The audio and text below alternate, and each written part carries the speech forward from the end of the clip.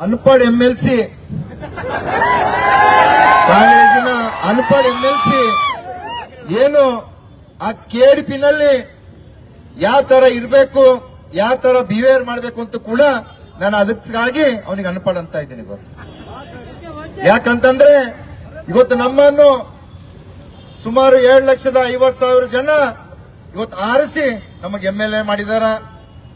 ಅವನನ್ನು ಕೂಡ ಇವತ್ತ ಏನು ಪ್ರಜ್ಞಾವಂತ ಮತದಾರರು, ಗ್ರಾಮ ಪಂಚಾಯತ್ನ ಅಧ್ಯಕ್ಷರು, ಸದಸ್ಯರು, ತಾಲೂಕಾ ಪಂಚಾಯತಿನ ಸದಸ್ಯರುಗಳು, ಜಿಲ್ಲಾ ಪಂಚಾಯತಿನ ಸದಸ್ಯರು ಇವತ್ತ ಇವನ್ ಬಂದು ಮುಂದೆ ನಮ್ಮ ಗ್ರಾಮ ಪಂಚಾಯತಿಗೆ, ಜಿಲ್ಲಾ ಪಂಚಾಯತಿಗೆ, ಪುರಸಭೆಗೆ ಏನು ಒಳ್ಳೇದ್ ಮಾಡ್ತಾನಂತ ಇವತ್ತಿಂತ ಪುಣ್ಯಾತ್ಮಗ ಆರಿಸಿ ಕಳಿಸಿದ್ರು.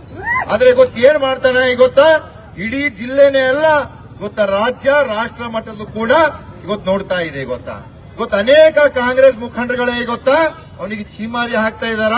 ಇದು ಮಾಡಿದ ತಪ್ಪ ಅಂತ ಸ್ವಂತ ಪಕ್ಷದವರೇ ಹೇಳ್ತಾ ಇದ್ದಾರೆ. ಗೊತ್ತಾ ಅದ್ರ ಜೊತೆಯಲ್ಲಿ ಇನ್ನೊಬ್ಬರು ಇದ್ದಾರೆ ಕಲ್ತಿದವರು, MLC ಇನ್ನೊಬ್ಬರು ಕಲ್ತಿದವರ ಡಾಕ್ಟರ್ ಪಾಪ ಅವರು ಕೂಡ ಬರ್ತಾ ಇದ್ರು. ಆದ್ರೆ ಅಲ್ಲೇನು ಮೀಡಿಯಾ ವಿಡಿಯೋ ಕ್ಯಾಮ್ರಾ ನೋಡಿ ಹಿಂದಕ್ಕೆ ಹೋದ್ರು. ಅಂದ್ರೆ ಇವ್ರದು ಯಾವ ತರ ಮೆಂಟಾಲಿಟಿ ಇದೆ, ಅವ್ರು ಪೈಲೇನೆ ಪ್ರಿಪೇರ್ ಹಾಕೊಂಡು ಬರ್ತಾರೆ. ಇವರೆಲ್ಲ ಮಾತಾಡ್ಕೊಂಡು ಬರ್ತಾರೆ, ಮುಗರ ಅಣ್ಣ ತಮ್ಮರು ಕುಂತ ಮನ್ಯಾಗ ಇವತ್ತೆಲ್ಲ ಹೋಗಿ ಹಾಳು ಮಾಡ್ಬೇಕಂತ ಚಲೋ ಮಾತಾಡಲ್ಲ ಅವ್ರು. ಯಾವಾಗೂ ಅವ್ರ ಮನೆಗೆ ಕುಂತ ಅದ್ರ ಸಲಕಿನ್ ಮಾತಾಡ್ತಾರಂದ್ರ ಬೀದರ್ ಜಿಲ್ಲೆದಾಗ ಹುಮನಾಬಾದ್ಗೆ ಯಾವ ತರ ಹಾಳು ಮಾಡ್ಬೇಕಂತ. ಅದೇ ತರ ಇವತ್ತು ಆ KDP ಮೀಟಿಂಗ್ ನಲ್ಲಿ ಕೂಡ ಇವತ್ತೇನು ನಾವು ಜನರು ನಮ್ಮನ್ನು ಹಕ್ಕು ಕೊಟ್ಟಿದ್ದಾರೆ. ನಾವು ಹುಮನಾಬಾದ್ ಬಗ್ಗೆನೇ ಅಲ್ಲ, ಜಿಲ್ಲೆ ಬಗ್ಗೆ ಅಲ್ಲ, ಇಡೀ ರಾಜ್ಯದಲ್ಲೇ ನಾವು ಯಾವುದೇ ಬಗ್ಗೆದ ಪ್ರಶ್ನೆ ಮಾಡುವಂತ ಹಕ್ಕು ತಾವೆಲ್ಲರೂ ಕೂಡ ಕೊಟ್ಟಿದ್ರಿ. ಇವತ್ತೇನು ನೀವು ಕೊಟ್ಟಿಲ್ಲ, ಇವತ್ತೇನು ಕಾಂಗ್ರೆಸ್ನವ್ರು ಕೊಟ್ಟಾರ ನಮ್ಗ. ಇವತ್ತು ಹುಮನಾಬಾದ್ ಮತಕ್ಷೇತ್ರದ ಮಹಾಜನತೆ ನನ್ನ ಹಕ್ಕು ಕೊಟ್ಟಿದಾರ. ಆ ಕೇಳುವಂತ ಶಕ್ತಿ ನನ್ನ ಹತ್ರ ಇದೆ. ಆದ್ರೆ ಏನು ಅನುಪಾಲನ ವರದಿ ಆ ಸಭೆ ಪ್ರಾರಂಭವಾಗಿನ ಮ್ಯಾಕೆ ನಾನು ಉಸ್ತುವಾರಿ ಸಚಿವರಿಗೆ, ಅಧ್ಯಕ್ಷರಿಗೆ ಕೇಳಿದೆ, ತಾವು ಏನು ಮೊದಲಿನ ಒಂದು ಸಭೆ ತಗೊಂಡಿದ್ರಿ, ಆ ಅನುಪಾಲನ ವರದಿ ಇವತ್ತು ಉತ್ತರ ಕೊಡ್ಬೇಕಂದಾಗ ಉತ್ತರ ಕೊಟ್ಟಿದ್ರು. ಆದ್ರೆ ಅದು ಹ್ಯಾಂಗ್ ಕೊಟ್ಟಿದ್ರು ಅಂತಂದ್ರೆ ಗಾಡಿ ಮ್ಯಾಗ ಜಿಪ್ಪ ಇಟ್ಟಿದ್ದಪ್ಲೆ, ಆ ಕಡೆ ಇಲ್ಲ ಈ ಕಡೆ ಇಲ್ಲ, ಏನೂ ಇಲ್ಲ, ಯಾವುದೂ ಇಲ್ಲ, 50 ಬಿ ಇಲ್ಲ, ಎಣ್ಣೆ ಇಲ್ಲ. ನಾನು ಕೇಳಿದೆ, ಇವತ್ತು ಹುಮನಾಬಾದ್ ಸರ್ವೆ ನಂಬರ್ 204, 205 ಎಲ್ಲರಿಗೂ ಕೂಡ ಹುಮನಾಬಾದ್ ಅವ್ರಿಗೆ ಇದ್ದಿರ್ಬೇಕು, ಗೊತ್ತಿದ್ದಿರ್ಬೇಕು. ಯಾವಾಗ 204, 205 ಒಬ್ಬ ದಲಿತ ಮುಖಂಡ ಅಂಕುಶ್ ಗೋಖಲೆ ಒಂದು ಮಕ್ಕಳಿಗಾಗಿ ಶಾಲೆ ಕಟ್ಟಿಸಿರೋ, ಶಾಲೆ ಕಟ್ಟಿಸಿರೋ ಇವ್ರು ಅವಾಗ ರಾಜಶೇಖರ್ ಪಾಟೀಲ್ ಶಾಸಕರಿದ್ದರು. ಪಾಪ ಅಂತ ಒಂದು ದಲಿತ ಮುಖಂಡ ಆ ಮಕ್ಕಳಿಗಾಗಿ ಶಾಲೆ ಕಟ್ಟಿಸಿತ್ತು ಅಂತಂದ್ರ ದಬ್ಬಳಿಕೆ ಮಾಡಿ ಆ ಶಾಲೆ ಕೆಡಕರು. ಇವರು ಕೂಡ ಅಕ್ರಮ ಮಾಡಿದ್ರು. ಆ ಒಂದು ಜಾಗದಲ್ಲಿ ಆ ಅಧಿಕಾರಿಗಳು ಹೋದಾಗ 4 ಕಲ್ ಖಡಕಿದಪ್ಲೆ ಮಾಡಿ ಮತ್ತಿವತ್ತು ಕಡ್ಕೊಂಡು ಕೂತಿದ್ದಾರೆ. ಅದ್ರ ಬಗ್ಗೆ ಕೇಳಿದಾಗ ಇವತ್ತು ನಮ್ಮ ಮಲ್ಕಾಪುರ ಸಹ ಬಂದಿದ್ದ ಮ್ಯಾಕ ಥೋಡೆ ಮೆಣಸಿನ್ಕಾಯಿ ಹತ್ತುತ್ತು, ಪೂರ ಹತ್ತಿದ್ದಿಲ್ಲ. ಯಾಕಂತಂದ್ರ ಆ 204, 205 ಸರ್ವೆ ನಂಬರ್ದಾಗ ಇವತ್ತೇನು ಅವ್ರ ಕಾಲೇಜ್ ಕಟ್ಟಿದ್ರಲ್ಲ ಅದನ್ನು ಕೂಡ ಇಲ್ಲಿಗಲ್ ಇದೆ. ಏನು ಸರ್ಕಾರ, ನಾನು ಅದನ್ನು ಕೂಡ ಕ್ವಶನ್ ಮಾಡೀನಿ ಅವ್ರದ್ದು. ಅಲ್ಲೂ ಕೂಡ ನಮ್ಮ ಅಧಿಕಾರಿಗಳು ಇಲ್ಲ ಸರ್, ಅಲ್ಲೂ ಕೂಡ ಎನ್ಕ್ರೋಚ್ ಆಗಿದೆ. ಸುಮಾರು 50 ಎಕರೆ ಜಾಗ ಇರಬೇಕಾಗಿತ್ತು. ಆದ್ರೆ ಅಲ್ಲಿ ಎಷ್ಟಿದೆ ಅಂತಂದ್ರೆ ಗೊತ್ತು ನಿಮ್ಗ, ಅಲ್ಲಿ 34 ಎಕರೆ ಇದೆ. ಎಕಡೋಯ್ತು ಮಿಕ್ಕಿದ ಜಾಗ. ಇವತ್ತು ಸರ್ಕಾರ ಏನ್ ಮಾಡ್ತಾ ಇದೆ ಗೊತ್ತಾ, ಸರ್ಕಾರ ಇದ್ರ ಬಗ್ಗೆ ಎಚ್ಕೊಳ್ಬೇಕಲ್ಲ. ನಾನು ಕೇಳ್ತಾ ಇದ್ದೀನಿ, ಆ ಒಂದು ಜಾಗದಾಗ ನಮ್ಮ ಸಾರ್ವಜನಿಕರ ಆಸ್ಪತ್ರೆಗಾಗಿ ಒಂದು ಜಾಗ ಕೊಡುವಂತಂದ್ರ ಇವ್ರಿಗೆ ಕೊಡ್ಲಕ್ಕಾಗಲ್ಲ. ಒಂದು ನಮ್ಮ ಮಕ್ಕಳಿಗೆ ಡಿಗ್ರಿ ಕಾಲೇಜ್ ಜಾಗ ಇಲ್ಲ, ಅದು ಕೊಡುವಂತಂದ್ರೆ ಆಗಲ್ಲ. ಆದ್ರೆ ಇಂಥ ಭೂಗಳವರಿಗೆ ಎಕ್ಕರ್ಗಟ್ಲೆ ಲೂಟಿ ಹೊಡಿತಾರ, ಇವ್ರಿಗೆ ಯಾರು ಕೂಡ ಕೇಳೋರಿಲ್ಲ. ಅದಕ್ಕಾಗಿ ನಮ್ಮ ಕ್ಷೇತ್ರ ಜನರು ಈ ಸಿದ್ದು ಪಾಟೀಲ್ ನಿಮ್ಮಂತವ್ರಿಗೆ ಕೇಳಕ ನನಗೆ ಆರ್ಸ್ ಕೆಲಸ ಹುಮನಾಬಾದ್ ಪೂರ ಲೂಟಿ ಹೊಡೆದು ಹೋದ್ರು ಮುಗರಣ್ಣ ತಮ್ಮರು. ಮತ್ತೀಗ ಎಲ್ಲಿ ಕಾಲ್ ಚಾಚಾರ ಅಂದ್ರೆ ಬೀದರ್ನ ಕಾಲ್ ಚಾಚಾರ. ಇವತ್ತು ಸಿಖ್ ಜನರದ್ದು ಕೂಡ ಅವ್ರಿಗೆ ಸಾಕಾಗಲ್ಲ ಹೊಂಟದ. ಸಿಖ್ ಜನರ ಅವರೊಂದು ಮೈನಾರಿಟಿ ಇವತ್ತು ಈ ಶ್ರೀ ಗುರುನಾನಕ್ ಫೌಂಡೇಶನ್, ಜೀರಾ ಸಾಹೇಬ್ ಏನ್ ಫೌಂಡೇಶನ್ ಇದೆ, ಅದು ಯಾರ್ದ್ರಿ? ಅದು ಯಾರ್ದು ಎಲ್ಲರಿಗೂ ಕೂಡ ಗೊತ್ತಿದೆ. ಅದು ಒಂದು ಸಿಖ್ ಜನರ ಒಂದು ಧಾರ್ಮಿಕ ಸ್ಥಳ ಇದೆ ಗೊತ್ತಾ, ಅಲ್ಲಿ ಯಾವುದೇ ಕೂಡ ಅಭಿವೃದ್ಧಿ ಆಗ್ಬೇಕಂತಂದ್ರೆ ಆ ಫೌಂಡೇಶನ್ ಗುರುನಾನಕ್ ಜಿ ಅವರ ಒಂದು ಇದ್ರಲ್ಲಿ ಆಗ್ಬೇಕು ಗೊತ್ತಾ. ಹಿಂದೂಕ ಏನ್ ಈಗಾಗಲೇ ನಮ್ಮ ಜಿಲ್ಲಾಧ್ಯಕ್ಷರು ಹೇಳಿದಾಗೆ ಆ ಒಂದು 48 ಎಕರೆನಲ್ಲಿ ಅವ್ರು ಎದಕ್ಕೂ ತಗೊಂಡಿದ್ವು ಅಂತಂದ್ರೆ ಅಲ್ಲಿ ಆ ಜನರಿಗೆ, ಇಲ್ಲಿನ ಭಾಗದ ಜನರಿಗೆ ಒಳ್ಳೆ ಎಜುಕೇಶನ್ ಕೊಡಬೇಕು, ಶಿಕ್ಷಣ ಕೊಡ್ಬೇಕಂತ ಆ ಒಂದು ಸಮಯದಲ್ಲೇ ಗೂಡನಲ್ಲಿ ಕೂಡ ಅವರು ಪರ್ಮಿಷನ್ ಹಾಕಿದ್ರಿ ಗೊತ್ತಾ. ಅಲ್ಲಿ ಒಂದು ಒಳ್ಳೆಯಾದಂತ ಮೆಡಿಕಲ್ ಕಾಲೇಜ್ ತೆಗಿಬೇಕಂತ ಇವತ್ತು ತಗೊಂಡಿದ್ರು. ಆದ್ರೆ ಇವ್ರಂತ ಏನ್ ಭೂಮಾಫಿಯಾಗಳು ಇದಾರೆ ನೋಡ್ರಿ, ಹುಮನಾಬಾದ್ದಾಗ ಇಲ್ಲಿ ದಿಲ್ಲಿ ಬಂದ್ ಮಾಡತ್ತ ನೋಡ್ರಿ. ಇವತ್ತು ಇನ್ನೊಂದು ಮಾತು ಹೇಳಕ್ ಇಚ್ಛೆ ಪಡ್ತೀನಿ, ಏನ್ ಗೊತ್ತಾ, ಅದ್ರ ಅಧ್ಯಕ್ಷರು ಇದ್ದಾರೆ ಗೊತ್ತಾ, ಅದ್ರ ಅಧ್ಯಕ್ಷರು ಇದ್ದಾರ, ಅವರು ಡಿವಿಷನ್ ನಲ್ಲೇ ಕ್ಲಾಸ್ 1 ಕಾಂಟ್ರಾಕ್ಟರ್ ಇದ್ದಾರೆ ಗೊತ್ತಾ. ಇವತ್ತು ಏರ್ಫೋರ್ಸ್ ನಲ್ಲಿ ಅನೇಕ ಕೆಲಸಗಳು ಮಾಡ್ತಾ ಇದ್ದಾರ, ಎಲ್ಲಾನು ಕೂಡ ಮಾಡ್ತಾ ಇದ್ದಾರ. ಆದ್ರೆ ಅವ್ರಿಗೆ ಅವರೊಂದು ಸಣ್ಣ ಆ ಲೇಔಟ್ ಅವ್ರವರಿಗೆ ಡೆವಲಪ್ಮೆಂಟ್ ಮಾಡಕ್ ಆಗ್ತಿಲ್ಲ. ಇಲ್ಲಿ ಹುಮನಾಬಾದ್ ಅವರಿಗೆ ಬೇಕಾಗಿತ್ತು ಇದು ಡೆವಲಪ್ಮೆಂಟ್ ಮಾಡಕ, ಹುಮನಾಬಾದ್ ಅವರಿಗೆ ಬೇಕಾಗಿತ್ತು. ಇವತ್ತು ಒಳ್ಳೆ ರೀತಿಯಿಂದ ಇತ್ತು ಅಂತಂದ್ರೆ ಅವ್ರಿಗೆ ಯಾಕೆ ಕೊಡ್ತಾರೆ, ಅವರವರೇ ಮಾಡ್ಕೋತೀರ. ಅದರಲ್ಲಿ ಏನೋ ಕಳ್ಳಣಿಕೆ ಮಾಡಬೇಕು, ಕಳ್ಳಣಿಕೆ ಆಗ್ತಾ ಇದೆ, ಇಲ್ಲಿಗಲ್ ಆಗ್ತಾ ಇದೆ ಅಂತ ಇಂಥ ಭೂ ಮಾಫಿಯಾಗಳಿಗೆ ಹುಮನಾಬಾದ್ ತಂದೆ ಇಲ್ಲಿ ಮಾಡ್ತಾ ಇದ್ದಾರೆ ಗೊತ್ತಾ. ಅದರ ವಿರುದ್ಧವಾಗಿ ಇವತ್ತು ನಾನು ಮಾತಾಡಿನಿ ಗೊತ್ತಾ. ಆ ಮಾತಾಡೋ ಅಂತ ಹಕ್ಕು ನನ್ನ ಕ್ಷೇತ್ರ ಜನತೆ, ಬೀದರ್ ಜಿಲ್ಲೆ ಜನತೆ ನನಗೆ ಕೊಟ್ಟಿದ್ದಾರೆ ಗೊತ್ತಾ. ಆದ್ರೆ ಇವತ್ತು ನೋಡಿ ಏನು ಆ ಒಂದು ನಾನು ಕ್ವಶನ್ ಅಧ್ಯಕ್ಷರಿಗೆ ಕೇಳಿದಾಗ ಅವ ಯಾವ ತರ ಬಂದು ನೋಡ್ರಿ, ಅನ್ಪಡ್ MLC ಅವ. ಇವತ್ತು ನಾನು ಯಾಕೆ ಸುಮ್ಮನೆ ಕುಂತಿರ್ಬೇಕು, ನಾನು ಇವತ್ತೇನ್ ಕ್ಷೇತ್ರದ ಮಾನವ ಜನತೆ ಸಂವಿಧಾನಿಕವಾಗಿ ನನ್ನನ್ನು ಇವತ್ತು MLA ಮಾಡಿಕೊಂಡಿಸಿರಂತ ನನ್ನ ಕೈ ಕಟ್ಟಿದಿತ್ತು ಗೊತ್ತಾ.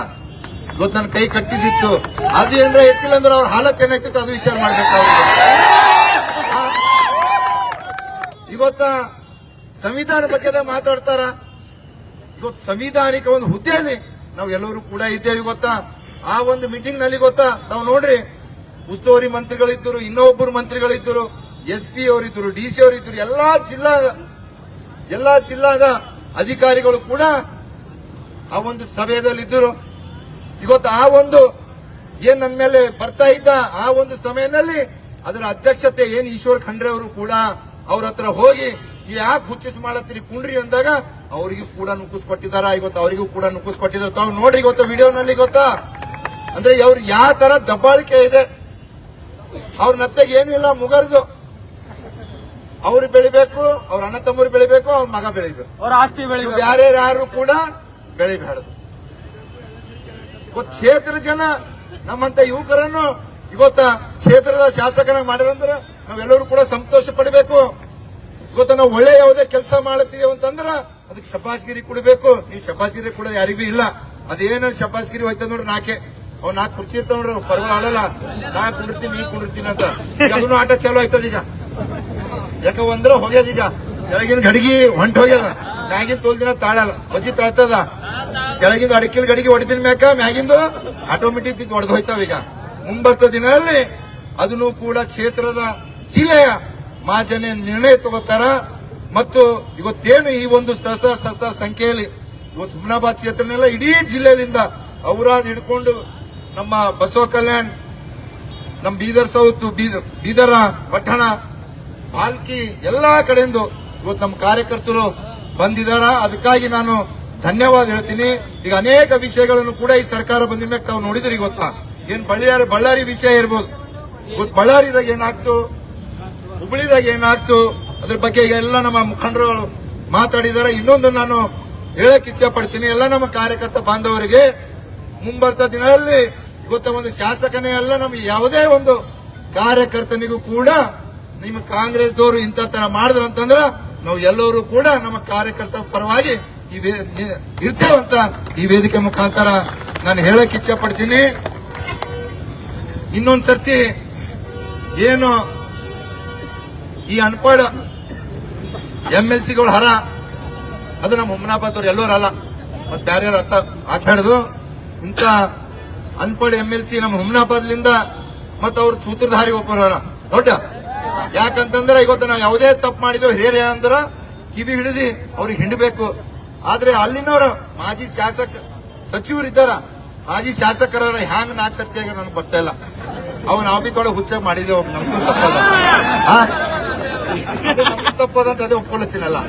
ಇವತ್ತು ಯಾರೇ ತಪ್ಪು ಮಾಡ್ಯಾರಂದ್ರ ಅವ್ರಿಗೆ ಕಿವಿ ಹಿಂಡ್ ಹೇಳ್ಬೇಕು. ಏನ್ ಹೇಳ್ತಾರ ಅಂತಂದ್ರ ಪ್ರೆಸ್ ಮೀಟ್ ನಲ್ಲಿ ಇದೇ ತರ ಆಯ್ತು ಅಂತಂದ್ರ ಇದನ್ನು ಕೂಡ ಹುಮ್ನಾಬಾದ್ ಸೆಕೆಂಡ್ ಬಳ್ಳಾರಿ ಆಗ್ತದಂತ. ಇಂತ ನಾವು ಇದು ಮಾಡ್ಕೋಬೇಕಾ?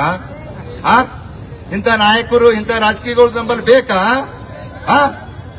ಗೊತ್ತಾ, ನಾನು ಹೇಳಕ್ ಇಚ್ಛೆ ಪಡ್ತೀನಿ, ಇನ್ನ ಎಲೆಕ್ಷನ್ ಆಗಿ 2.5 ವರ್ಷ ಮನೆ 2.5 ವರ್ಷಕ್ಕೆ ಈ ಹಾಲತ್ ಅದ ಅವ್ರದ್ದು. ಮುಂದಿನ ದಿನ ಜನರು ಎಲ್ಲಿಗೆ ತೀರ್ಮಾನ ಮಾಡ್ಯಾರ? ಮುಂದಿನ ತನಕ ಇವ್ರಿಗೆ ಹ್ಯಾಂಗ್ ಕಾಳ್ಕೋತಾರ ದೇವರೇ ಕಾಪಾಡ್ಬೇಕು ಇವ್ರಿಗೆ. ಜನರ ಕಾಪಾಡಲ್ಲ, ಯಾಕ ಜನರ ಇವ್ರ ಮ್ಯಾಗಿನ ವಿಶ್ವಾಸ ಹೊಂಟ ಹೋಗ್ಯಾರ. ಯಾರ ಅವ್ರಿಗೆ ಕಾಪಾಡ್ಬೇಕಂತಂದ್ರ ಅದ್ ದೇವ್ರೆ. ಆ ದೇವ್ರಿಗೆ ಇಂಥ ಗುಣಗಳಿಗೆ ಕಾಪಾಡಲ್ಲ, ಅದಕ್ಕೆ ಹೇಳ್ತೀನಿ. ಅದಕ್ಕಾಗಿ ಇವತ್ತು ಏನು ಈ ತರ ಒಂದು ವರ್ತನೆ ಮಾಡ್ತಾ ಇದಾರೆ, ಒಂದೇ ಇದರಲ್ಲಿಲ್ಲ. ಇವತ್ತು ಡೆವಲಪ್ಮೆಂಟ್ ಕ್ಷೇತ್ರದಾಗ ತಗೊಳ್ಳಿ, ಯಾವುದೇ ಕ್ಷೇತ್ರದಾಗ ತಗೊಳ್ಳಿ, ಅವರ ಒಂದು ಏನು ಕೆಲಸ ಅಂತಂದ್ರ ಎಲ್ಲ ಹಾಳು ಮಾಡ್ಬೇಕಂತಂದ್ರೆ ಅವ್ರ ಮುಗರಿಗೆ ಟೆಂಡರ್ ಕೊಡ್ರಿ. ಗೊತ್ತಾ, ಮುಗರು ಖಾಲಿ ಹಾರ, ಅವ್ರ ಮುಗರಿಗೆ ಟೆಂಡರ್ ಕೊಡ್ರಿ. ಏನೇ ಹಾಳು ಮಾಡಿ ಚಲೋದು ಮಾಡಲ್ಲ. ಯಾವುದೇ ಹಾಳು ಮಾಡ್ಬೇಕಂತಂದ್ರ ಅವ್ರಿಗೆ ಹೇಳಬೇಕು, ಅವಾಗತ್ತ ಪಕ್ಕ ಮಾಡ್ತಾರ ಅವ್ರು. ಅದಕ್ಕಾಗಿ ಇವತ್ತೇನು ಈ ಒಂದು ಸಭೆಯಲ್ಲಿ ಬಂದಂತ ಎಲ್ಲರಿಗೂ ಕೂಡ ನಾನು ಧನ್ಯವಾದ ಹೇಳಿ ನಂದು 2 ಮಾತು ಮುಗಿಸ್ತೀನಿ. ಧನ್ಯವಾದಗಳು.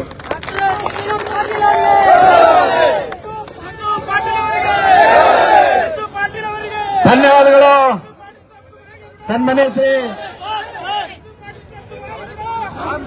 ಸಿದ್ದು ಪಾಟೀಲ್ ಅವರಿಗೆ ಧನ್ಯವಾದಗಳು.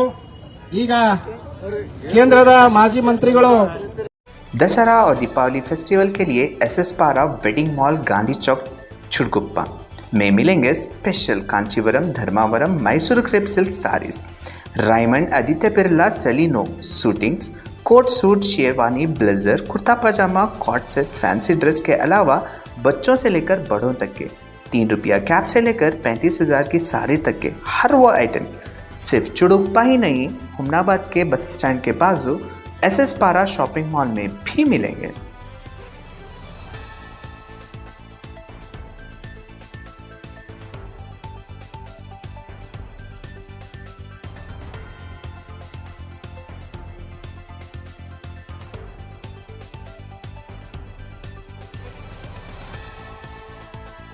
अपने सपनों को कहें अब यस।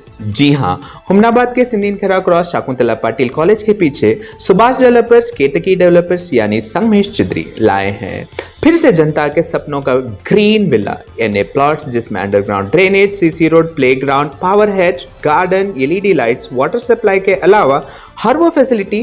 तो देर किस बात की, आए अपने ख्वाबों के घर बनाने में जल्दी करें, क्योंकि आपके सपने हमारे अपने।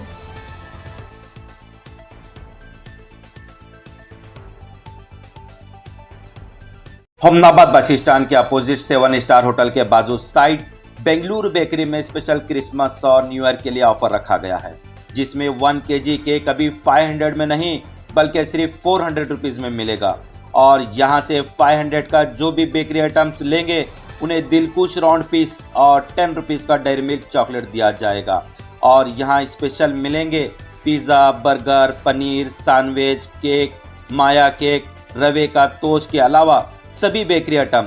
तो एक बार विजिट करना ना भूलें। और यह ऑफर सिर्फ इंडियन न्यूज जनता की आवाज़ देखकर जाने वालों के लिए रखा गया है।